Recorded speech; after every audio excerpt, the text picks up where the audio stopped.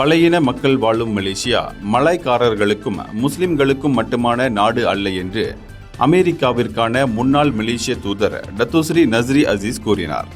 சபா Sarawak மக்கள் பழையின மலேசியாவின் உண்மையான உணர்வை காட்டி வருகின்றனர். தீபகற்பத்தில் உள்ள மலாய்க்காரர்கள் உண்மையில் அவர்களை பின்பற்ற வேண்டும். இது பல இனங்களை பிரதிபலிக்கும் நாடு என்பதை அவர்கள் உணர வேண்டும்.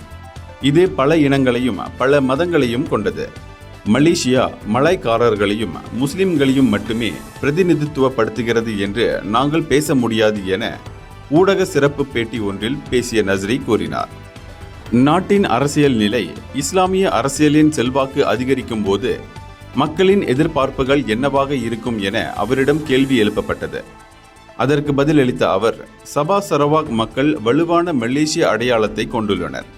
ஆனால் தீபகற்பத்தில் உள்ள பல மலாய்க்காரர்கள் தேசியத்தை விட இனத்தையே முதன்மைப்படுத்துகிறார்கள்.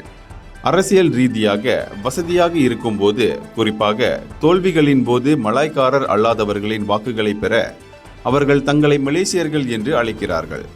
அத்தகையவர்கள் நேர்மையற்ற மலேசியர்கள் என்றுதான் சொல்ல வேண்டும் என்றும் அவர் கூறினார். உலக விளையாட்டு அரங்கில் டத்தோ நிக்கோல் டேவிட்டும் டத்தோ லீ சோங்வேயும் தங்களை இந்தியர்கள் சீனர்கள் என அடையாளப்படுத்திக் கொண்டு விளையாடவில்லை. அவர்கள் மலேசியர்கள் என்றுதான் அழைக்கப்படுவார்கள். அதுதான் இந்நாட்டின் சிறப்பு. மேலும் சர்ச்சைக்குரிய இஸ்லாமிய சமய போதகர் ஜாகிர் நாயிக் மலேசியாவில் இருப்பதை அவர் கடுமையாக விமர்சித்தார். இந்தியாவில் அவருக்கு பிரச்சனை ஏற்பட்டதும் மலேசியாவிற்கு ஓடி வந்தார். மலேசியாவில் முஸ்லிம்கள் முஸ்லிம் அல்லாதாரிடம் எப்படி நடந்து கொள்ள வேண்டும் என அவர் அறிவுரை கூறுகிறார்.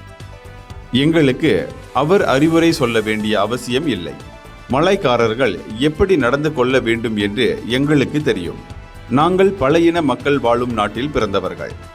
முஸ்லிம் அல்லாதாருடன் சகோதரத்துவத்துடன் வாழ்ந்து வருகிறோம் என்றும் நஸ்ரி அசீஸ் கூறினார்.